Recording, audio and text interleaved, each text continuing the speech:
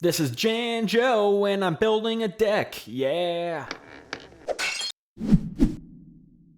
What is up, everyone? We got another GOAT format deck. It's the popular format, what can I say? I saw a video recently for a Time Wizard deck, and I thought, that's kinda cool, I should make one for myself. And here we are. Time Wizard is kind of a fun card. Once per turn you can toss a coin, and if you call it right, which I'm sure you will because you got the Janjo swag, it destroys all monsters on your opponent's side of the field. But if you call it wrong, and the only way you would call it wrong is if you're not subscribed, it'll destroy all monsters that you control, and you'll take damage to half of the total attack of the monsters destroyed. But we're not gonna let that happen. So when it comes to Time Wizard, this is a Time Wizard deck, but I mean, I'm only playing one Time Wizard, but he's kind of the main droplet of water that's rippling across the deck.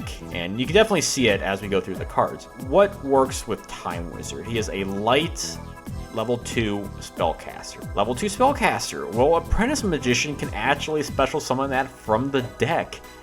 Yeah, you actually have a searcher for Time Wizard all the way back in GOAT format. Who would have thought? What other cards can Apprentice Magician search out? Well, let's think about this. Magician of Faith. We can get a ton of fantastic spell cards from the graveyard back to our hand. Metamorphosis, Nobleman of Crossout, Pot of Greed, Delinquent Duo. The sky's the limit. What other card can Apprentice Magician get out?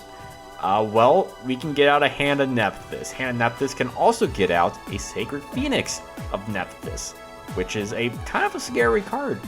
We could also, if you really wanted to, you could also run like an old Vindictive Magician, but I'm not running it in this build. But we are running, though, is plenty of targets for Apprentice Magician, so we have, essentially that's our floater of the deck, and we can get some pretty nasty stuff out. With Time Wizard, we are playing 1 second coin toss, because just in case it doesn't go our favor, we have a card that can give us that second chance, and that's pretty nice. And if you screw up a second time, well, boy, I don't know what to tell you.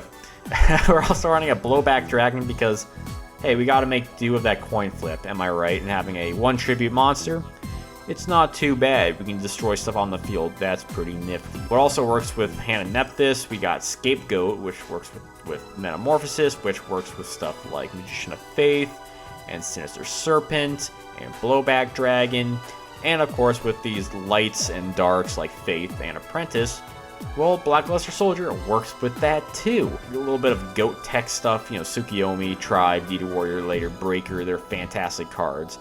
And Kaiku the Ghost Destroyer is just a great anti-chaos card. I think it's a bit underrated. It's kind of gone up and down, and from like, you know, top card to lower top card.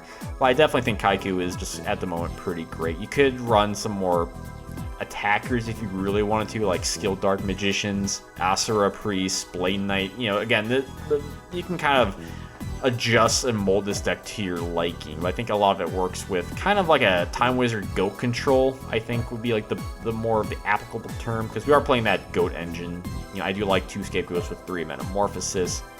And most of the other cards are kind of like your standard stuff.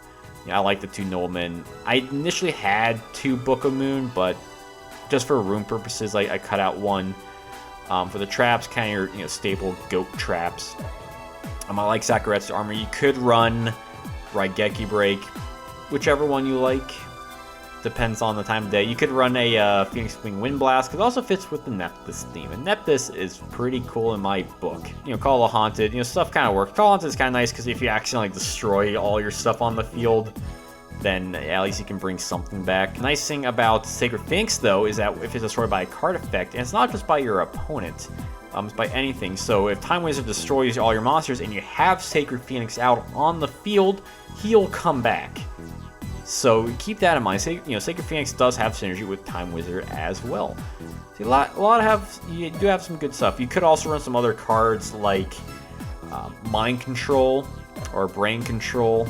You know, some sort of like tribute stuff for Blowback Dragon. I think the build I saw on YouTube was like a Soul Control kind of Time Wizard build. But yeah, otherwise it's a fairly standard deck. The monsters is the more notable change, because very Apprentice Magician kind of heavy.